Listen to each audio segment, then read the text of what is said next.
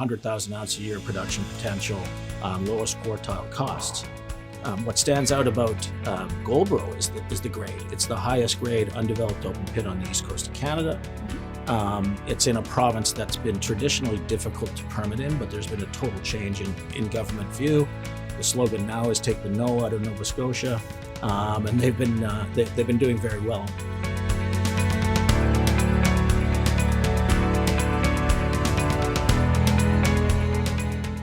Hello and welcome to the Assay TV. Today I'm here at 1-to-1 Mining Investment London, and we have Kevin Bullock, President and CEO of NexGold Mining Corp. So Kevin, thanks so much for joining us here today. Good morning, it's good to be here. And so let's talk a little bit about NexGold Mining. So you've really emerged from a series of mergers and acquisitions. Can you talk us through kind of what happened in terms of kind of the development of this company? So one of our sponsors financially and in an advisory capacity is Frank Justra, and his vision was to build the next mid-tier mining company by buying, building, and operating several mines at the 100,000 ounce level. Instead of trying to find one big deposit that would be unachievable to finance for a junior, to actually acquire a pipeline and build them one after the other with the same team. So the first transaction was with one of Frank's companies where he was a major shareholder, so that provides the access to capital, combined with treasury metals to form NexGold. And within a few weeks after that, that company then acquired Signal Gold. So we ended up with two assets, 3 million ounces in Ontario, 3 million ounces in Nova Scotia, access to capital, and that's what NexGold came out of the gates at in January of this year. So that's the transactional story to why we're investing in Frank's vision to get to that mid-tier mining status over time. Okay, excellent.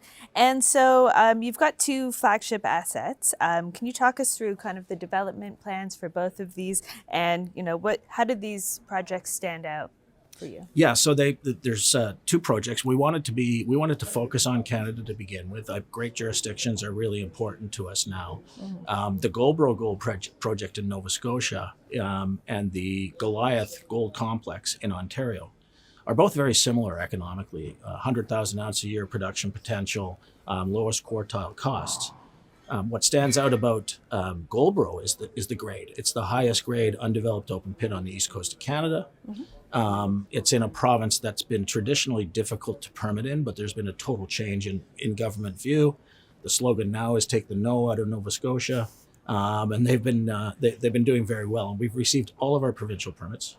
We 3 weeks ago received our final federal permit, so we are a fully permitted mine in Canada, a fully permitted operation.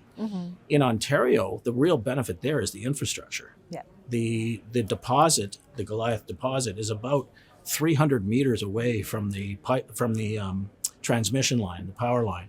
It's on the Trans-Canada Highway. It's within several kilometers of the town of Dryden. So you've got a workforce there. So the infrastructure at Goliath is the thing that's really key to that one. So we're really moving forward on Goldboro. We had the two projects were competing against each other internally of which one will be built first. And Goldboro, just with the government change and focus, we became fully permitted. And then we got financing along with being fully permitted to move Goldboro forward. So that allows us approximately 2.5 years, the time it's going to take to get to start building. About 6 months from now, we'll start building the mine, and then it's a 2-year build. That time is going to be used to fully permit and optimize Goliath in Ontario so that the owner's team can move from the build at Goliath at Goldboro once it's done to Goliath to build that. So that's kind of the first steps put in place in less than a year to achieve this vision of building one after the other. In that whole process, there will also be an M&A strategy of looking for the third project. So you'll have eventually one in production, one being built, and a third one being permitted. Okay, interesting. I like the various steps that the company is taking. So I thought we could take a look at financing. So you've recently closed a series of royalty financings, bought deal private placement. How are you allocating these funds across the various projects and in terms of development for them? Yeah, I mean, it's been, it's been years, 40 years I've been in this industry, and it's taken this long to get where everything is lined up. We've got willing governments, willing First Nations, a willing market, a high gold price. Everything's lined up. So there was the ability to go to the markets in various ways to raise the money for these projects. So the royalty sale of $24 million US to Appian on the Goldboro project, we used that to pay off of all of our debt and fund the next steps. That came with a letter of intent for 175 million US project financing. And then when we received our final permits, we were something that had lined up but not completed project finance, fully permitted mine.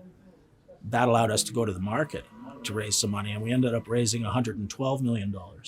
$100 million was equity, and $12.5 million was flow through to keep the exploration going at both sites. So we're allocation-wise, a lot of the money is going towards Goldboro and moving it forward towards development. We plan to start building mid next year. We need to update our feasibility study. It was done $2,500 ago, so it needs to be updated. But the costs are also going to be higher, but the revenues are going to be higher, and the deltas have been increasing. But we'll also keep the time going, as I explained earlier, on Goliath to get the permitting done, et cetera.